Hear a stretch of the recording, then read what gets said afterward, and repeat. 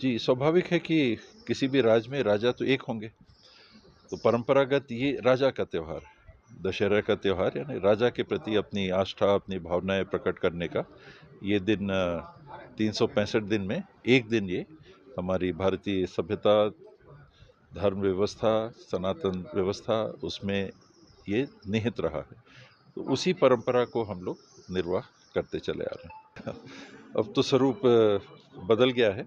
आखिरी दशहरा मुझे याद है, दादा हजूर आज़ादी के पहले जो अंतिम महाराज थे, पूर्ण रूप से जो महाराज थे रामानुज चरण सिंह देव, उसके बाद तो भारत सरकार जिनको मान्यता देती थी वो महाराज बनते चले गए।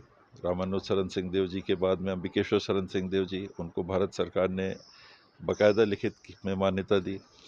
उनकी मृत्यु उपरांत डैडी को महाराजा मदनेश्वर शरण सिंह देव के रूप में लिखित में भारत सरकार ने मान्यता दी।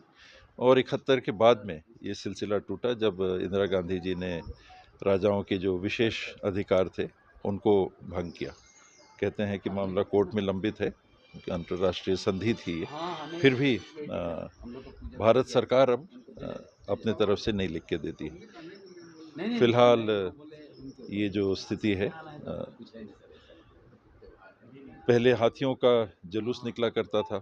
हाथी यहाँ से जाते थे, गद्दी पे जाते थे इमलीपारा में, जहाँ अभी स्कूल चल रहा है, नया स्कूल जो खुला है, और वहाँ से फिर हाथियों का जुलूस मठपारा जाता था बिलासपुर रोड में।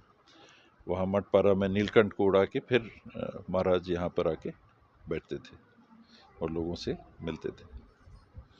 कि आप सबको और सभी दर्शकों को सर्वप्रथम बहुत बहुत बधाई, बहुत बहुत शुभकामनाएं।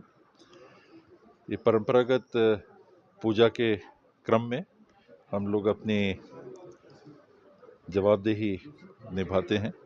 आपने देखा, सर्वप्रथम अश्व और गज की, हाथी और घोड़े की पूजा हुई, उसके बाद शस्त्र पूजा हुआ, शस्त्र पूजन के बाद नगाड़ा पूजा हुआ, नगाड़ा पूजन के बाद में आशा सोटा निशान, उसके दुआएं हुई, और जो हमारी इष्ट देवी हैं उनके यहाँ जाके हम लोग पूजन करके यहाँ आए हैं।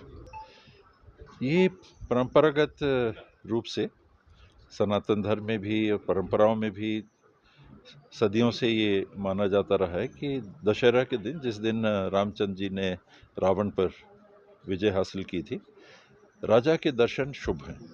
तो ये एक हमारे हिंदू रीति रिवाज, धर्म और सनातन व्यवस्था की परंपरा है। तो उसके तहत हम लोग दशहरा के दिन बैठते हैं और जो मिलने के लिए आते हैं उनको दशहरा की शुभकामनाएं हम लोग देते हैं।